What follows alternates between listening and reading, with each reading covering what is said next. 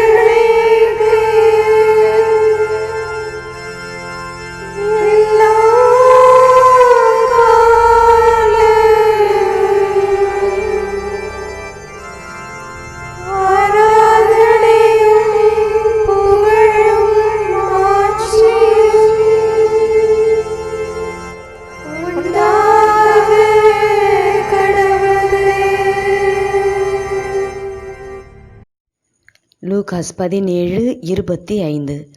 முதலில் அவர் பல துன்பங்கள் பட்டு இந்த தலைமுறையினரால் உதறி தள்ளப்பட வேண்டும். துன்பங்களும் தொடர் சோதனைகளும் வாழ்வின் சாபங்கள் அல்ல, அது புது வாழ்வின் புரிதலுக்கான தெளிவுகள், அனுபவங்கள். இறைவனை, அவரது உடனிருப்பை உணர்ந்து கொள்ள, இறையாட்சியின் மக்களாய் மாறி வாழ, உலகை புரிந்து கொள்ள நாம் சந்திக்கும் சிறு தேர்வுகளே துன்பங்களும் பிரச்சனைகளும். ஞானமுள்ளவர் எது கடவுளின் வழி என்பதை உணர்ந்து வாழ்வை புரிந்து தன்னடக்கம், வேகம், நீதி, துணிவு போன்ற நற்பண்புகளை ஒழுக்க அணிகலன்களாக அணிந்து கடவுளின் அன்புக்குரியவராகின்றனர், மக்களின் மதிப்புக்குரியவராகின்றனர். நடைப்பயணத்தில் தடுக்கிவிடும் கற்களின் மீது கோபம் கொண்டு பயணத்தை நிறுத்துவது இல்லை.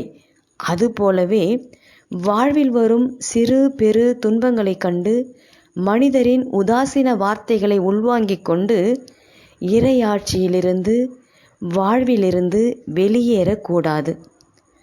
வாழ்க்கை ஒவ்வொருவருக்கும் தனித்தனியாய் கடவுள் தந்த அன்பின் பரிசு. அதை அற்ப காரியங்களுக்காய் வீசி எறியக்கூடாது. ஞானத்தை பெற்று புது வாழ்வாம் இறையாட்சியின் தேசத்தில் புதிதாய் வாழ்வோம், கடவுளை அதில் முன்னிலைப்படுத்துவோம். நாம ஜெபம். இயேசுவே, குழந்தைகளை ஆசீர்வதியும், குழந்தை மனநிலையை தாரும். இயேசுவே, குழந்தைகளை ஆசீர்வதியும், குழந்தை மனநிலையை தாரும்.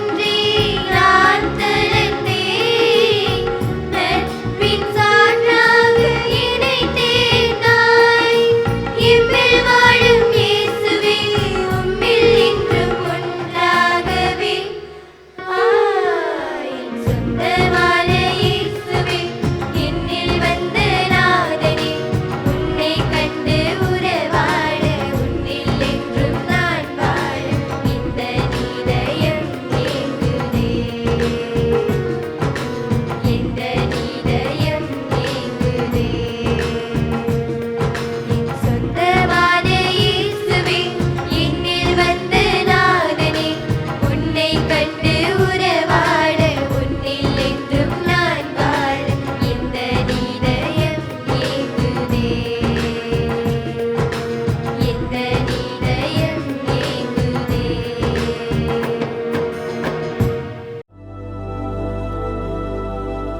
1 சாமுவேல் 12:24. ஆண்டவருக்கு மட்டும் அஞ்சி நடந்து உங்கள் முழு மனத்தோடு உண்மையாகவே அவருக்கு ஊழியம் செய்யுங்கள்.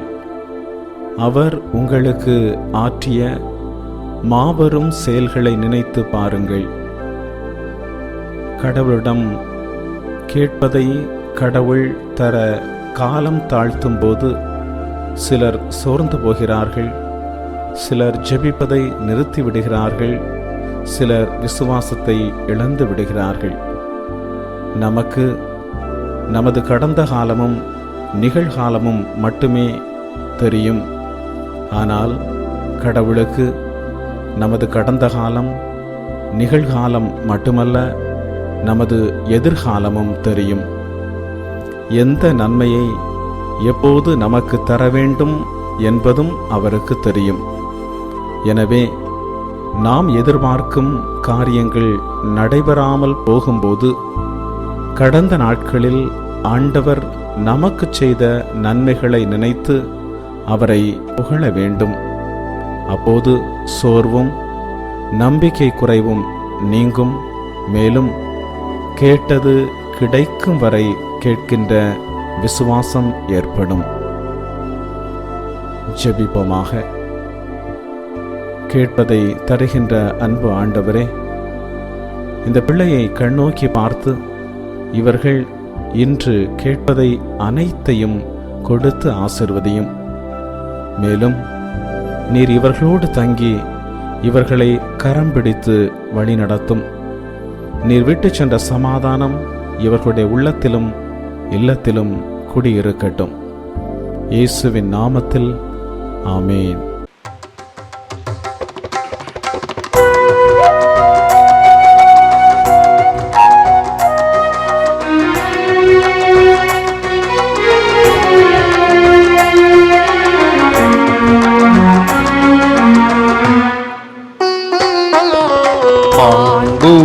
மாண்புயிருவருள் அனுமானத்தை தாழ்ந்து பணிந்து ஆராதிப்போம்.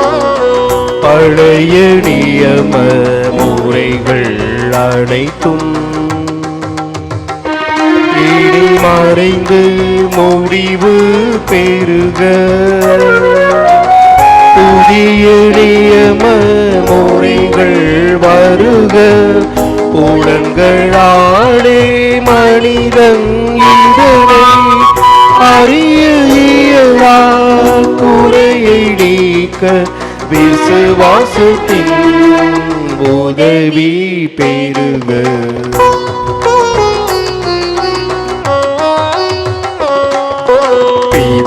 பிதாவர்க்கும் சுதன் இவர்க்கும் புகழ்ச்சியோடு வெற்றியார்க்கும் மீட்பின் பெருமை மகிமையோடு வலிமை வாழ்த்து யாவுமாக இருவரிடமாய் வருகின்றவராம் தூய ஆவியானவர்க்கும் அளவில்லாத சமர் புகழ்ச்சி என்றுமே உண்டாவுவதாக.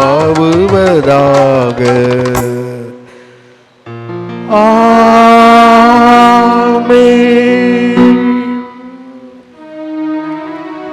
மன்றாடுவோமாக.